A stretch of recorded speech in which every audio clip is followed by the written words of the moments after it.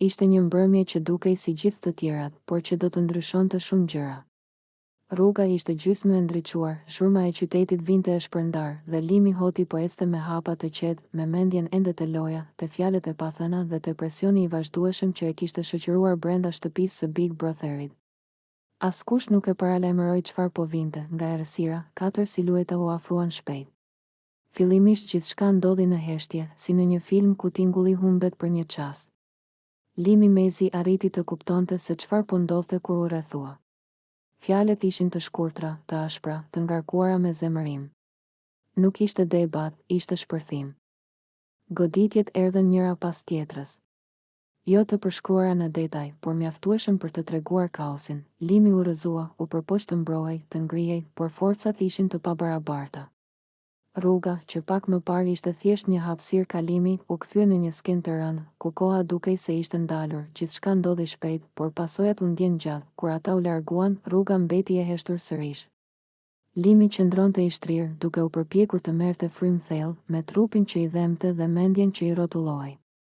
Nuk ishte vetëm dhimbja fizike, ishte tronditja, pabesia, pyetja pse, pamjet nuk u pan drejt për drejt, por lajmi shpërtheu si zjarr. Brenda pak orësh, emri i Lim Hotit ishte kudo.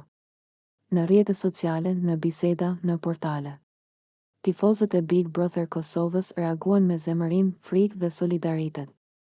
Loja, që deri dje ishte strategji, debat dhe spektakël, papritur u bë reale, e rëndë, njerëzore, brenda shtëpisë së Big Brotherit, atmosfera ndryshoi menjëherë.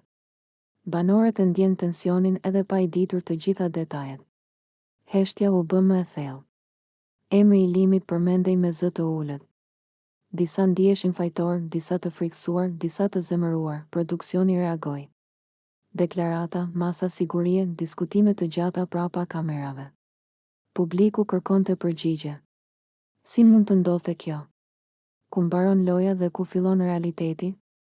Limi, në ditët që pasuan, u bë simbol i diçkaje më të madhe se një banor reality show.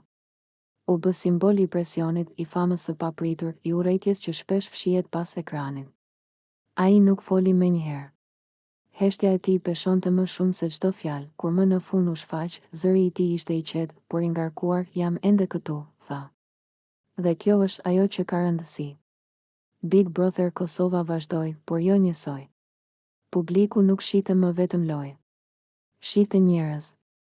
Dhe ajo mbrëmje në rrugë mbeti një kujtesë e fortë se pas kamerave, pas votave dhe debateve, çdo banor mbetet njeri, me trup, me ndjenja, me kufi, dhe ndonjëherë një ngjarje e errët e detyron një spektakël të ndalet e të shikoj veten në pasqyrë.